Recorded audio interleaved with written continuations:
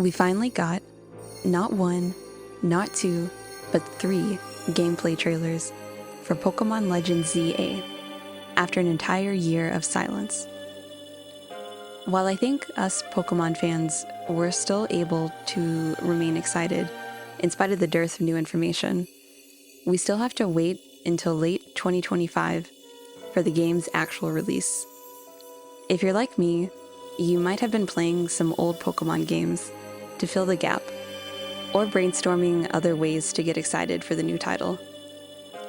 Today, I've made a list of what you can do to prepare and maintain your enthusiasm for Legends ZA. So, without further ado, here are 5 things you can do to get hyped for Pokémon Legends ZA. The first thing you can do is go back to the beginning of the Legends series and replay Pokémon Legends Arceus for a refresher. While there may not be many explicit connections between Hisui and Kalos, the catching and battle mechanics, for the most part, seem to carry over from the first Legends game. I've personally only played through PLA once with a team of Hisui and Typhlosion, Umbreon, Leafeon, Hisui and Goodra, Sneasler, and Togekiss. I typically like to play through each game 3 times eventually, so I have a chance to use the other 2 starters. This time, I think I'll pick Rowlet as my PLA starter, because I never chose him in the Sun and Moon games. I'm also excited for a chance to use some of the new Hisuian forms in Pokemon, like Arcanine, Zoroark, or Basculegion, since I didn't use them in my first playthrough. I might also use some of the elusive Gen 4 trait evolutions, like Magmortar or Dusknoir, since they only need an item to evolve in PLA. Either way, I'm excited to start another journey in Hisui, even if it takes me a bit to relearn the controls. I also hope to 100% the Pokédex from my original playthrough. I completed the dex and got all the entries to level 10 when I first played, but I never undertook the daunting challenge of completing every single task for each Pokemon's dex entry. Doing so boosts your shiny odds even more, by an additional 2 rolls, I believe. I really loved the catching and dex completion focus of PLA, so I'm a bit surprised I hadn't tried for this already. Probably because I'm forgetting how tedious some of the Pokédex tasks were. Regardless, if you haven't completed the base Pokédex in the game, it's a lot easier due to the relatively small size and the lack of trait evolutions and version exclusives, so I do recommend it. In addition to replaying Legends Arceus, you can go straight to the origin of Kalos in Lumio City itself and replay Pokémon X or Pokémon Y. These are some of the few older Pokémon games that don't yet cost an arm and a leg to purchase. In fact, if you're interested in building a collection of Pokémon games, I recommend purchasing the 3DS games now if you can, because they're still relatively close to their original prices and much less scarce than anything from the DS era or earlier. I wouldn't be surprised if they spike in the next few years as nostalgia begins to grow for them. Anyway, I began a fresh playthrough of the Kalos region in Pokémon Y late last year, and I chose Chespin, the only Kalos starter I had never used in a playthrough. While X and Y were arguably my least favorite Pokémon games, mainly because I fell off before the 3DS era and never felt a strong connection to the region or characters, I did gain a new appreciation for them in my new playthrough. This time around, I decided to do 2 things different. First, I decided to make this playthrough a Professor Oak challenge. In a Professor Oak challenge, you obtain every Pokémon that is available in-game before each gym badge through catching and evolving. For example, in Pokémon Y, before the first badge from the Santaloon gym, I obtained 46 Pokemon, which included the lines for Chestnut, Diggersby, Linoon, Talonflame, Pidgeot, Vivillon, Butterfree, Beedrill, the Elemental Monkeys, Raichu, Bibarel, Dunsparce, Azumarill, Wormadam, Mothim, Pyroar, Golduck, Farfetch'd, and Lucario. Just a few Pokemon. Catching and evolving every available Pokemon before each gym caused me to spend more time in certain routes in cities that I had rushed through without much thought in my previous Kalos playthroughs. I've gained an appreciation for Laver City, with its autumn-inspired atmosphere and mushroom decorations. And I love Dendemil Town's central windmill.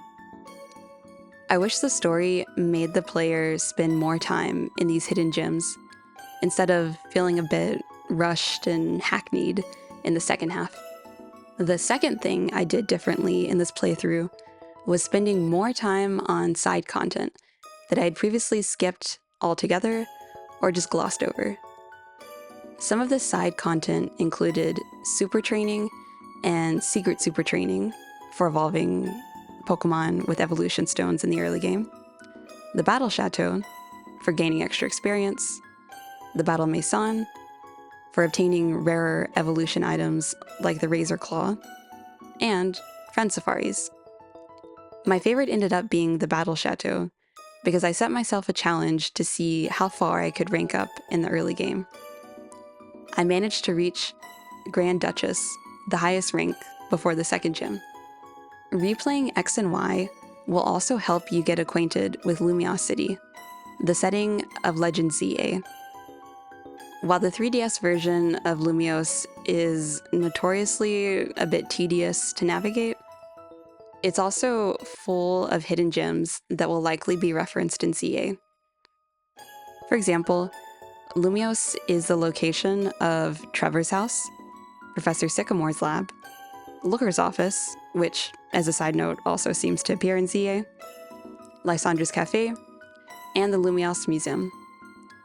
I wouldn't be surprised if these locations and the characters connected to them are fleshed out more in ZA. Finally, even if you've already played through Kalos several times, you could always freshen it up with a challenge run, like a Professor Oak challenge, a Nuzlocke, or using a monotype team. These types of runs always give me an appreciation for some more overlooked Pokemon that I might have never thought of using if not for the constraints of the challenge run. My third suggestion is a continuation of the previous one, because it's completing the Kalos Dex in Pokémon X or Y. Even with the shutdown of the 3DS online features in 2024, the Kalos Regional Dex can still be completed as long as you have a copy of both X and Y, or at the very least, the ability to trade locally with someone who has the opposite version. The Kalos Dex is divided into 3 subdexes: the Central Kalos Dex, the Coastal Kalos Dex, and the Mountain Kalos Dex. So you can focus on one smaller dex at a time, which I think makes it a bit more manageable. Probably the most difficult part of completing this dex was acquiring the other 2 Kanto legendary birds that weren't in my playthrough of Y. You see, you get 1 Kanto legendary bird depending on which starter you choose.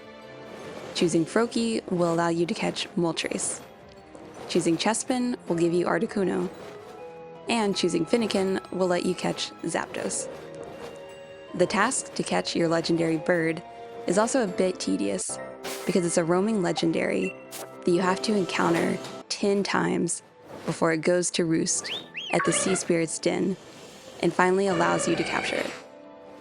For this reason, after catching my Articuno, I decided to catch the remaining 2 in Leaf Green and then send them up to my 3DS. While completing the dex, you might even encounter a shiny Pokemon. I got a shiny Gulpin in a horde, who later became a level 100 Swalot on my team. As a side note, all Pokemon caught have to originate in Pokémon X or Pokémon Y for them to count for the Kalos Dex completion. That is, except for the legendary birds. They were really looking out for us with that one. You can bypass this rule by breeding a Pokemon from an earlier gen in X or Y. Its offspring will originate in X or Y, so they'll count for the Dex completion. If you want to take it a step further, you can try to complete the National Dex. This is possible with only 3DS games if you have Pokémon X, Pokémon Y, and or S, and the patience to complete multiple playthroughs. However, I think it's a bit easier if you're willing and able to catch some Pokemon in the Gen 3 and Gen 4 games, and then transfer them up to Kalos. I've been working on a National Dex in my copy of Pokémon Y, and it's not going very quickly. Game Freak finally revealed the starter Pokemon for ZA in the February Pokemon Presents. And just like in PLA, the starters were a combination of 3 starters from previous generations. So my fourth tip is to shiny hunt Totodile, Chikorita, and Tepig. You can shiny hunt these starter Pokemon through breeding with the Masuda method in Pokemon Scarlet and Violet, but all starter Pokemon can also be found in the wild in the terrarium of the Blueberry Academy in the Indigo Disc DLC. Scarlet and Violet have also made shiny hunting a lot easier with the addition of Herba Mystica to make sparkling power sandwiches, and outbreaks that can increase your shiny odds after KOing 60 Pokemon. It will be especially neat to shiny hunt these starter Pokemon because once their final evolutions are revealed, whether that happens to be new regional forms, fingers crossed, or just mega evolutions, you'll be able to see these new forms shiny firsthand. For an extra challenge, you could also try soft resetting for the Johto starters in Heart Gold or Soul Silver, or all the way back in Gen 2 in Gold, Silver, or Crystal. And you could do the same for Tepig in Pokemon Black and White, or Pokemon Black 2 and White 2. My final suggestion is perhaps the most daunting, but also the most rewarding. Shiny hunting the Aura Trio. The most recent games you can shiny hunt Xerneas, Yveltal, and Zygarde are Pokemon Sword and Shield with the Dynamax Adventures in the Crown Tundra DLC. The Dynamax Adventure shiny odds are 1 in 300, and they're improved even further to 1 in 100 with the shiny charm. Since you have an opportunity to catch 4 Pokemon in each Dynamax adventure you undertake, you have a decent chance of getting 1 shiny Pokemon for every 25 raids, legendary or not.